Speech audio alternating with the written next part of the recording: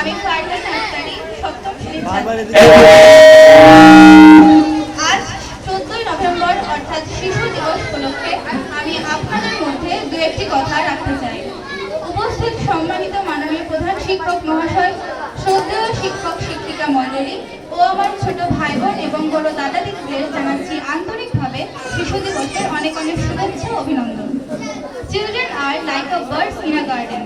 They should be nurtured with care and love because they are the future of the nation and the citizen of tomorrow. অর্থাৎ শিশুরা হচ্ছে বাগানের ফুলের কুঁড়ির মতো, তাদেরকে যত্ন সহকারে এবং ভালোবাসার সঙ্গে লালন পালন করা উচিত, কারণ তারা জাতির ভবিষ্যৎ এবং আগামী দিনের নাগরিক, বলেছিলেন পণ্ডিত জওহরলাল নেহরু। শিশুদের নিয়ে একটি উদযাপিত দিবস হলো শিশু দিবস, যা পৃথিবীর বিভিন্ন দেশে বিভিন্ন সময় পালিত হয় এবং আমাদের ভারতে প্রত্যেক বছর 14ই নভেম্বর পালন হয়ে থাকে এই শিশু দিবস, যা 14ই নভেম্বর পালন করা হয় এবং সেটা স্বাধীন ভারতের প্রথম প্রধানমন্ত্রী পণ্ডিত জওহরলাল নেহরুর জন্মবার্ষিকী।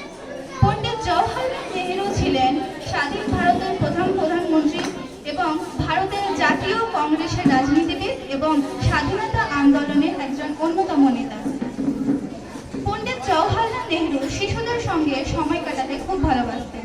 তাকে সমস্ত শিশুরা ভালোবেসে চাচা নেহরু বলে ডাকত। তবে তিনি বলেছিলেন, শিশুদেরকে শুধু ভালোবাসা নয়, যথাযথভাবে বড় করার উপরেও জোর দিয়েছিলেন জওহরলাল নেহরু। তিনি বলেছিলেন, the way we raise children today is the way they run the country tomorrow. অর্থাৎ আজ আমরা যেভাবে শিশুদের বড় করব, কাল সেভাবেই তারা দেশ চালাবে এবং এই ভাবনা ভেবেই দেশের বিভিন্ন প্রতিষ্ঠানের পথ চলা শুরু হয় সেই সময়। আজ আমরা সবাই একসঙ্গে মিলিত হয়ে এই শিশু দিবস পালন করছি। তবে আজকের দিনের গুরুত্ব কি? এই বিশেষ দিনের গুরুত্ব হলো শিশুদের সুরক্ষা, অধিকার এবং ভবিষ্যৎ সম্পর্কে সকলকে সচেতন করা এবং তারা যেন সব জায়গায় সঠিকভাবে শিক্ষা পায়। এগুলোই হলো আজকের দিনের মূল কারণ।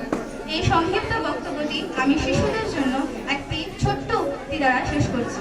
উক্তিটি হলো,